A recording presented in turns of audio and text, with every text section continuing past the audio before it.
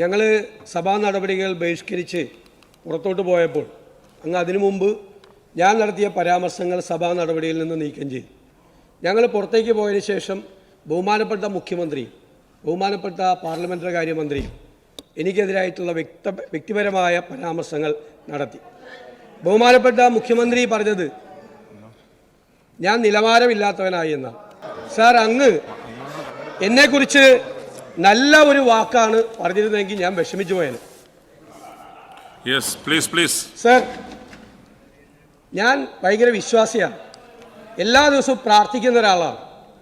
എല്ലാ ദിവസവും പ്രാർത്ഥിക്കുമ്പോൾ ഞാൻ പ്രാർത്ഥിക്കുന്ന ഒരു കാര്യം, അങ്ങയെ പോലെ ഒരു അഴിമതിക്കാരനാകരുതെന്നും അതുകൊണ്ട് എന്റെ നിലവാരം ഇളക്കാൻ അങ്ങ് വരണ്ട.